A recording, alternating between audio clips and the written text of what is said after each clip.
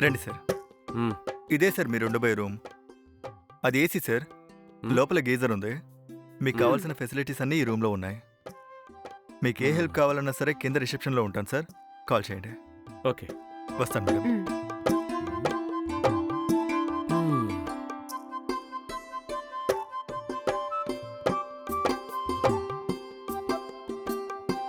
మ్మ్.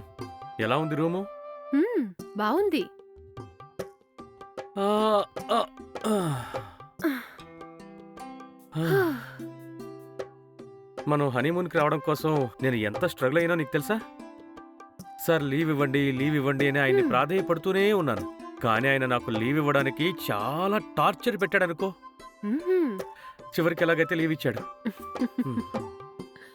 మా ఇంట్లో కూడా రేయ్ మీకు కొత్తగా పెళ్ళయింది, అప్పుడే హనీమూన్ ఎంట్రా అని పెద్ద గొడవ చేసేశారు. అయినా పెళ్ళైన వెంటనే కదా హనీమూన్కి వెళ్తారు, అంతేగాని 6 సంవత్సరాల తర్వాత వెళ్తారా ఏంటి? ఎలాగైతే రాగలిగాం. I'm very happy now. ఇంకా మీకు అక్కడ వరకే వచ్చింది. మా బాస్ని నేను లీవ్ అడిగితే వాడు పురుగులు చూసినట్టు చూశాడు. ఆ ఫైల్ కంప్లీట్ చెయ్యి, ఈ ఫైల్ కంప్లీట్ చెయ్యి, అది చెయ్యి, ఇది చెయ్యి అని చెప్పి అబ్బా నా ప్రాణమే పోయింది అవన్నీ క్లియర్ చేయడానికి. నాకెలాగైనా ఈ లీవ్ కావాలని పెండింగ్ ఉన్న అన్ని ఫైల్ని క్లియర్ చేసి ఫైనలీ ఇక్కడున్నా. ఏదైనా సరే ఈ హిల్ స్టేషన్ మొత్తం ఒక 10 days ఉండి మంచిగా ఎంజాయ్ చేసి వెళ్ళాలి. తప్పకుండా. ఇంతకీ ఈ హోటల్ మంచిదేనంటారా? ఏయ్ నీకా డౌటే అవసరం లేదు. నేను ఆల్రెడీ మా ఫ్రెండ్ని అడిగే ఈ హోటల్ బుక్ చేశాను. వాడు కూడా హనీమూన్కి ఈ హోటల్కే వచ్చాడంట. ఓహో అలా అయితే ఓకే. సరే నువ్వు ఫ్రెష్ అప్ అయ్యావనుకో, మనం ఆ హిల్ స్టేషన్కి అలాగే ఫ్లవర్ గార్డెన్కి వెళ్ళి బాగా ఎంజాయ్ చేసేద్దాం. ఓకే సరే.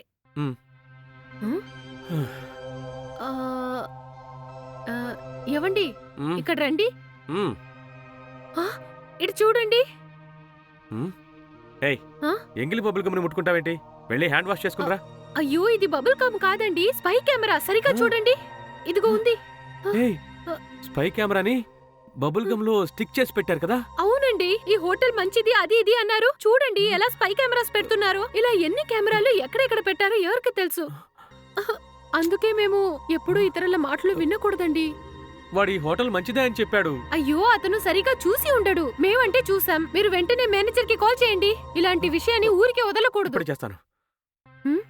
హలో 103 రూమ్ నుంచి ఫోన్ చేస్తున్నాం. మీ మేనేజర్ కి ఫోన్ ఇవ్వండి. ఆయన లేరా? సరే ఇమీడియట్ గా మీరు మా రూమ్ కి రండి. 103. ఓకే.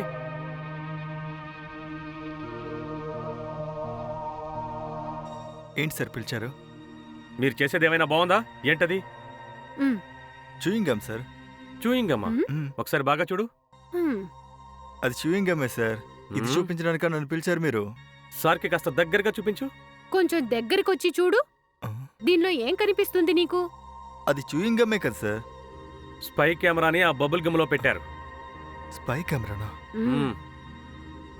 ఎవరు పెట్టారో నీకు తెలీదా? సార్ అది ఇక్కడికి ఎలా వచ్చిందో తెలియదు సార్ మాకు. హోటల్కి వచ్చే ముందు అది బాగుంది ఇది బాగుందని మాకు మాటలు చెప్తారు, అంతేకాని రూమ్ లో ఏమున్నాయో మీరు అసలు పట్టించుకోరా? సార్ మేము హోటల్ అంటే పర్ఫెక్ట్ గా క్లీన్ గా ఉంచుతాం సార్. అది ఇక్కడికి ఎలా వచ్చిందో తెలియదు. ఇంతకు ముందు వచ్చిన వాళ్ళు దాన్ని అక్కడ పెట్టారేమో సార్. ఏంటి? ఇది ఎలా వచ్చిందో నీకు తెలియదు కదా. పోలీసులకు ఫోన్ చేస్తే వాళ్ళు వచ్చి నిజమేంటో కనిపెడతారు. ఓకేనా సార్? ఈ మాత్రం దానికి పోలీసులు ఎందుకు సార్? వాళ్ళు వస్తే మీకు ఇబ్బందే మాకు ఇబ్బందే. హలో ఒక నిమిషం ఆపండి. మాకెందుకు ఇబ్బంది? మీరే కదా పెట్టారు. మీ హోటల్లోనే దొరికింది ఇది. ఒక రూమ్ ని ఎవరికైనా అలాట్ చేసేటప్పుడు ఆ రూమ్ ని బాగా చెక్ చేసి ఆ తర్వాత అలాట్ చేయండి. ఓకేనా సార్? మేము ఎప్పుడు పర్ఫెక్ట్ గానే ఉంటాం సార్. అది ఎలా వచ్చిందో నిజంగా మాకు తెలియదు సార్. సరే నీకు తెలియదు అంటున్నావు కదా, నేను పోలీసులకు ఫోన్ చేస్తాను, తర్వాత వాళ్ళు చూసుకుంటారు. సార్ పోలీసుల వరకు ఎందుకు సార్? సార్ సార్ పోలీసులు వద్దు sir. Sir please sir. Hello police station.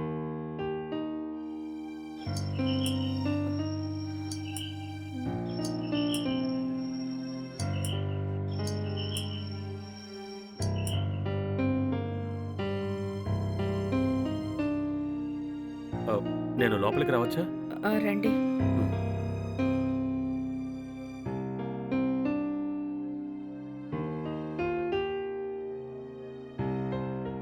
మీ భర్త చనిపోయిన వెంటనే వచ్చి డబ్బులు అడగకూడదనే నేను ఇన్ని రోజులు వెయిట్ చేశాను. మిమ్మల్ని డబ్బులు ఎలా తిరిగిమ్మని అడగాలో నాకేమీ అర్థం కావడం లేదు.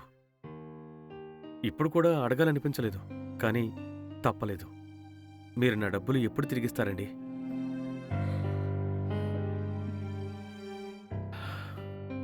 నాకు అర్థమవుతోంది. మీరు చాలా బాధల్లో ఉన్నారని నాకు తెలుసు. మీ భర్త చనిపోయి 2 నెలలే అవుతోంది. మీ భర్త నా దగ్గర 10 లక్షలు అప్పుగా తీసుకున్నారండి. వాటిని బెట్టింగ్స్లో పెట్టి చాలా లాస్ అయిపోయాడు. తెలిసినవాడు కదా అని అప్పిచ్చాను. నష్టపోతే దానికి నేనేం చేయగలను? మీరే చెప్పండి. మీరే నా డబ్బులు ఎలాగైనా తిరిగివ్వాలి. సార్, కొంచెం టైం ఇవ్వండి సార్. మీ డబ్బులు ఎక్కడికి పోవు, కానీ కొంచెం టైం కావాలంతే. మా వారు మీ దగ్గరలాగే చాలామంది దగ్గర అప్పు చేశారు. వాళ్ళందరికీ డబ్బులు ఇవ్వాలి. నేను ఇప్పటికే కారు, గోల్డు, ఇల్లు అన్నీ అమ్మేశాను సార్. వాటితో వచ్చిన డబ్బులతో నా భర్త తీసుకున్న లోన్లన్నీ క్లియర్ చేశాను. అవునండి, నాకు అర్థమవుతోంది. కానీ నేను అప్పుగా ఇచ్చిన డబ్బు నాది కాదండి. నేను పెద్ద పెద్ద బిజినెస్ మెన్ల దగ్గర డబ్బు అప్పుగా తీసుకుని వేరే వాళ్ళకి ఎక్కువ వడ్డీకి ఇస్తూ ఉంటాను. ఆ తర్వాత వచ్చే ఇంట్రెస్ట్లో నా షేర్ తీసుకుని ఆ బిజినెస్ మెన్లకి తీసుకునే డబ్బు తిరిగిచ్చేస్తాను. మీరు కష్టాల్లో ఉన్నప్పుడు వచ్చి ఇలా అడగడం నాకు ఇబ్బందిగానే ఉంది. కానీ మీరు లేట్ చేయడం వల్ల నేను బిజినెస్ మెన్లకి డబ్బు తిరిగి ఇవ్వలేకపోతున్నానండి. మీ వల్ల నేను వాళ్ళకి సమాధానం చెప్పలేకపోతున్నాను. ఆ డబ్బేదో నేను తీసేసుకున్నానని వాళ్ళు అనుమానిస్తున్నారు. అందుకని నాకు వేరే ఆప్షన్ లేదండి. మీరు ఎలాగైనా సరే ఆ డబ్బులు తిరిగి ఇవ్వడానికి ప్రయత్నించండి. సరే సార్, నేను ఎలాగైనా మీ డబ్బులు తిరిగిచ్చేస్తాను. నిజం చెప్పాలంటే ఇప్పుడు అమ్ముకోవడానికి నా దగ్గర ఏమీ లేవు. అయినా సరే నా తల తాకట్టు పెట్టైనా మీ డబ్బులు ఇచ్చేస్తాను. మీరు ధైర్యంగా వెళ్ళండి సార్. సరేనండి, నేను వెళ్ళొస్తాను. ఉమ్.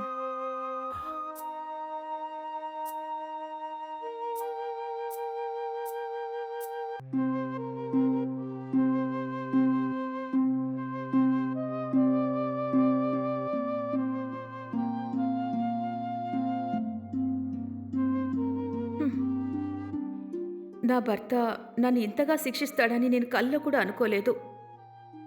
లక్షల్లో అప్పులు చేసి అది మొబైల్ గేమ్లో పెట్టి పోగొట్టుకొని ఇప్పుడు చివరికి ఆయన ప్రాణాలే తీసుకున్నారు. ఇప్పుడు ఆయన చేసిన అప్పుల్ని నేను తీర్చాల్సి వస్తోంది. ఇప్పుడు ఈ అప్పుల బాధల నుంచి ఎలా బయటపడాలో అర్థం కావడం లేదు. కానీ నేను ఆయనలాగా పెరిగిదాన్ని ఏమీ కాదు. సమస్యని చూసి భయపడ్ను. ప్రతి సమస్యకి ఒక దారంటూ ఉంటుంది. ఖచ్చితంగా నా సమస్య కూడా తీరడానికి ఒక దారుంటుంది.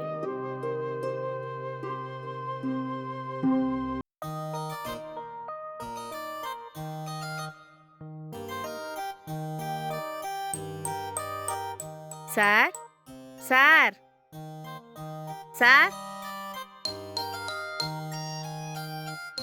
ఎవరు కావాలి? నా పేరు మాధవి అండి. నన్ను ముఖేష్ గారు పంపించారు. మీ ఇంట్లో పని మనిషి కావాలన్నారంట కదా. ఓ, ఓకే ఓకే ఓకే, లోపలికి రండి. అలాగేనండి. చూడండి, రోజు మార్నింగ్ ఈవినింగ్ రండి. సరేనండి. వచ్చిన వెంటనే ఇంటి పని, కొంచెం వంట పని అవి చేసేసేయండి. మ్మ్, మీరు మార్నింగ్ టిఫిన్ మాత్రం చేస్తే సరిపోతుంది. మ్మ్, అలాగే ఈవినింగ్ ఏం చేస్తారంటే డిన్నర్ రెడీ చేసేయండి. మ్మ్, లంచ్ రెడీ చేయనక్కర్లేదు. మ్మ్, ఎందుకంటే తమ్ముడు నేను బయటే ఉంటాం ఆ టైంకి. మ్మ్. నేను ఆఫీస్కి వెళ్ళిపోతాను, తను కాలేజీకి వెళ్ళిపోతాడు. సరేనా? సరేనండి. అవును, మీరు శాలరీ ఎంత ఎక్స్పెక్ట్ చేస్తున్నారు? శాలరీ అండి మీరే చూసివ్వండి. సరే, అయితే స్టార్టింగ్ ఒక 8,000 ఇస్తాను. ఓకేనా? సరేనండి. సరే. అలాగే ఇంకో విషయం చెప్పడం మర్చిపోయాను. మీరు ఎప్పుడైనా లీవ్ పెట్టాలనుకుంటే నాకు ముందుగా ఇన్ఫార్మ్ చేయండి. అలాగేనండి. ఎందుకంటే మీరు సడన్ గా లీవ్ పెట్టారంటే మాకు కొంచెం ఇబ్బంది అయిపోతుంది కదా. ఓకే, టైంకి రండి, టైంకి వెళ్ళిపోండి. అలాగేనండి. ఓకేనా? ఎప్పటి నుంచి జాయిన్ అవుతారు? మీరు సరే అంటే ఇప్పుడే జాయిన్ అయిపోతానండి. ఓ అవునా? అయితే షింక్ లో కొన్ని అంట్లున్నాయి, అవన్నీ క్లీన్ చేసేయండి. తమ్ముడు లోపల నిద్రపోతున్నాడు. వాడు లేచేసరికి కొంచెం టిఫిన్ రెడీ చేసేయండి. నాకు కొంచెం బయట పనుంది, వెళ్ళొస్తాను. సరేనండి. ఓకే. వంటగది అట్టే కదండి. అక్కడే ఉంది.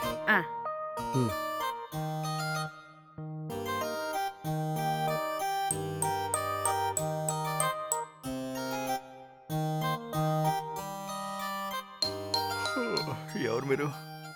ఈ రోజే కొత్తగా జాయిన్ అయ్యానండి. మీ అన్నయ్య గారు నన్ను పనిలో పెట్టారండి. ఓ అలాగా. ఆ,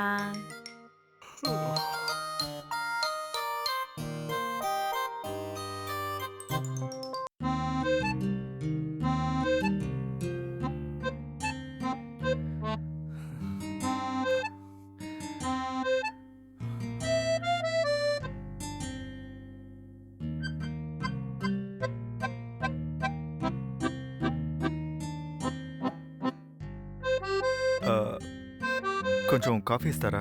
ఇస్తానండి. మ్మ్.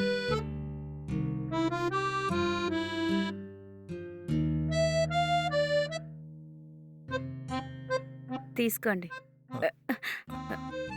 రా, ఇలా వచ్చి కూర్చో. సార్, ఏం మాట్లాడుతున్నారు మీరు?